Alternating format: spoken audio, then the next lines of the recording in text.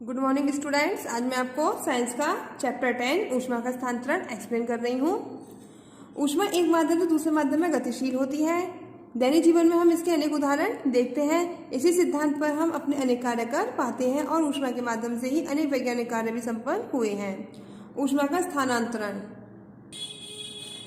ऊष्मा का स्थानांतरण, ठीक है, नाम से ही समझ में आ रहा है कि ऊष्मा का एक स्थान से दूसरे स्थान पर जाना ऊष्मा स्थानांतरण कहलाता है। ऊष्मा ऊर्जा का स्थानांतरण अधिक ऊष्मा से कम ऊष्मा की ओर और गर्म वस्तु से ठंडी वस्तु की ओर होता है। यदि आप चूल्हे की लौ पर एक लोहे की कढ़ाई को रखेंगे और इसके हैंडल को पकड़ेंगे तो इस तथ्य का अनुभव कर सकते हैं कि लौ के संपर्क वाले भाग की तीव्र ऊष्मीय ऊर्जा हैंडल की ओर आती है और हैंडल से होते हुए हमारे हाथ में प्रवेश करती है।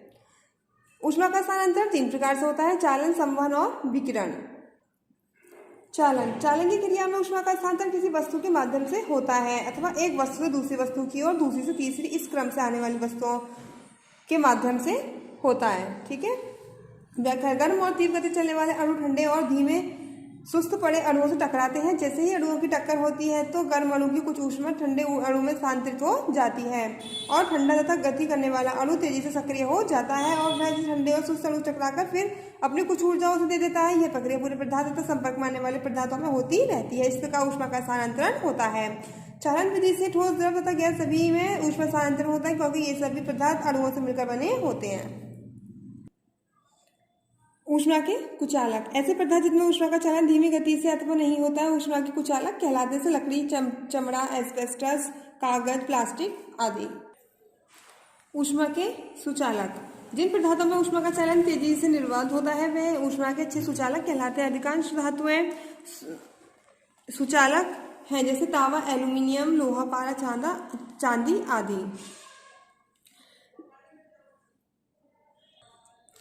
ऊष्मा के सुचालकों के उपयोग: रसोई घर में भोजन पकाने वाले सभी बर्तन ऐसे धातुओं के बने होते हैं जो ऊष्मा के सुचालक होते हैं। ठीक है, जो अपने में से ऊष्मा को आने जाने देते हैं। ये चूल्हे की लौ से ऊष्मा लेकर तेजी से अपने अंदर रखे सामानों में स्थानांतरित कर देते हैं जिससे भोजन पकता है।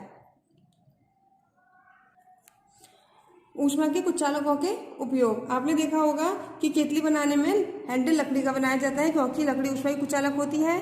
ठीक है, इसी कारण चूल्हे पर लगी गर्म केतली के हैंडल को हम पकड़कर आसानी से उतार लेते हैं। लोहे की गर्म छड़ों को पकड़ने के लिए हम हैंडल के रूप में भी इसी कारण लकड़ी तथा एबोनाइट लगाते हैं।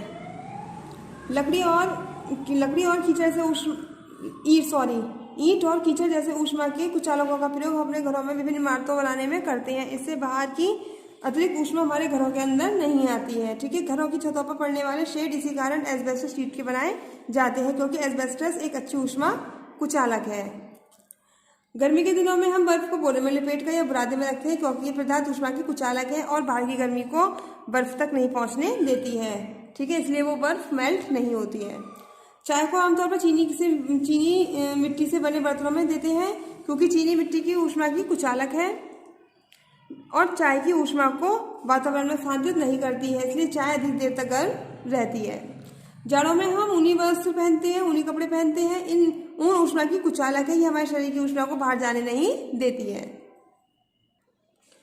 संवहन की विधि में ऊष्मा का स्थानांतरण संवहन धाराओं के रूप में होता है। यह वह विधि है जिसके द्वारा किसी तरल पदार्थ के कण स्वयं उस पदार्थ के गर्म भाग से ठंडे भाग की ओर चलकर ऊष्मा को उस पदार्थ के दूसरे भाग तक पहुंचाते हैं, तो ये संवहन विधि कहलाती है। ठीक है, एक्सप्लेनेशन देखिए। जब हम किसी द्रव तथा गैस को गर्म करते हैं तो सबसे पहले उसका एक हिस्सा और कुछ अणु गर्म होकर तेज गति करते हैं और दूर चले जाते हैं। इस कारण द्रव तथा गैस के उस हिस्से में घनत्व कम हो जाता है और आसपास के अणु उस स्थान पर आ जाते हैं जो गर्म होकर फिर ऊपर उठते हैं और दूर चले जाते हैं। पूरे द्रव तथा गैस में गर्म करते रहने पर यह क्रिया चलती रहती है और एक धारा से बन जाती है जिसे संवहन धारा कहते हैं। द्रव और गैसों में इस प्रकार की ऊष्मा स्थानांतरण को संवहन कहते हैं। आपने देखा होगा जब गर्म चाय में ठंडे दूध को मिलाते हैं तो संवहन की क्रिया द्वारा ही ऊष्मा का स्थानांतरण होता है। गर्म चाय से ऊष्मा ठंडे दूध में पहुंचती है, इसीलिए गर्म चाय ही गति करती है। संवहन द्वारा ऊष्मा स्थानांतरण को बेहतर ढंग से समझने के लिए क्रियाकलाप 3 पढ़िए। आप इसको क्रियाकलाप ये वाला 3 ठीक है रीड करेंगे तो आपकी अच्छे समझ में आएगा। विकिरण ऊष्मा का वृत्त किरणों के रूप में स्थानांतरण विकिरण कहलाता है। जब एक स्थानों से होकर ऊष्मा ऊर्जा का स्थानांतरण होता है तो यह विकिरण के माध्यम से ही होता है। विकिरण में ऊष्मा गर्म वस्तु से ठंडी वस्तु तक पहुंचती है, लेकिन माध्यम को गर्म नहीं करती, वह सीधे ही गर्म वस्तु से ठंडी वस्तु तक पहुंचती है। विकिरण में कोई चालक माध्यम तो संबंध धारा की आवश्यकता नहीं होती है। यह निर्वात में भी ऊष्मा का स्थानांतरण करता है। प्रत्येक गर्म वस्तु विकिरण द्वारा ऊष्मा का स्थानांतरण करती है, चाहे वह ठोस, द्रव या गैस हो। विकिरण में ऊष्मा आसपास के क्षेत्रों में उसी प्रकार से फैलती है जैसे मोमबत्ती या बल्ब रोशनी फैलाते हैं। सूर्य से पृथ्वी पर आने वाली ऊष्मा तो रोशनी विकिरण के माध्यम से ही आती है। सूर्य प्रत्येक दिशा में ऊष्मा का विकिरण करता है जो प्रत्येक ग्रह पर पहुंचती है। गहरे काले पदार्थ चमकीले पदार्थों की अपेक्षा ऊष्मा विकिरणों के अच्छे अवशोषक होते हैं। ठीक है, देखिए हम टीन के 2 डिब्बे लेकर उनको कालिख से हम पोत देते हैं, मतलब उनको कालिख पोत देते हैं उनके ऊपर।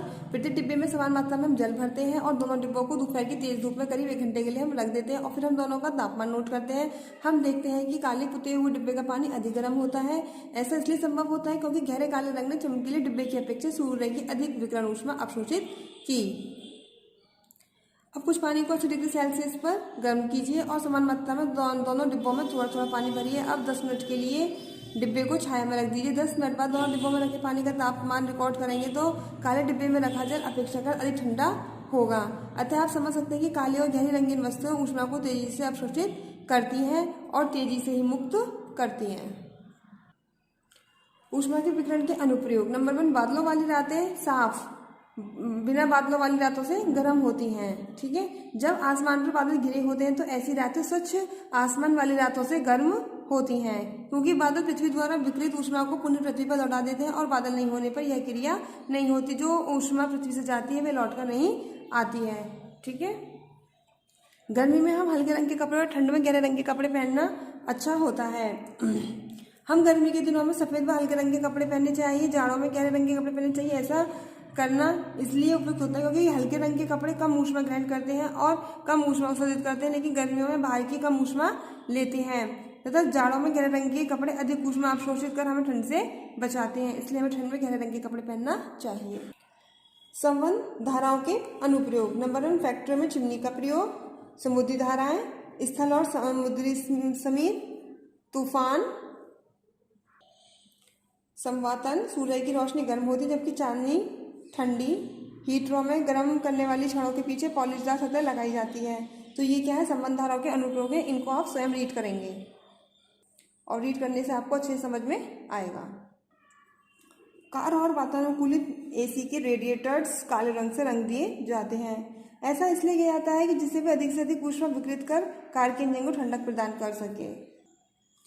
Thermos flask. हम थर्मस फ्लास्क का प्रयोग चाय कॉफी को देर तक गर्म करने तथा ठंडे पानी को देर तक ठंडा रखने के लिए करते हैं। यह दोहरी दीवार वाले कांच का एक फ्लास्क होता है। इसके भीतर धातु या प्लास्टिक का आवरण होता है जो कॉर्क के टुकड़े पर टिका होता है। कांच की 2 परतों के बीच हवा निकलकर यह निर्वात बना देता है, इसलिए इन थर्मस को वैक्यूम फ्लास्क भी कहते हैं। फ्लास्क के बीच कांच की बाहरी और भीतरी सतह बहुत चमकीली बनाई जाती है। फ्लास्क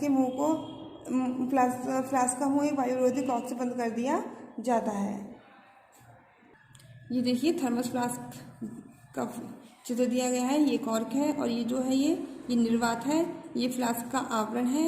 ये द्रव ठंडा या गर्म और ये कॉर्क और ये सील। ठीक है, और इस पे क्या हो रही है, ये पॉलिश। इस चैप्टर को आप स्वयं रीड करेंगे तो आपको चैप्टर अच्छे समझ में आएगा। Thank you.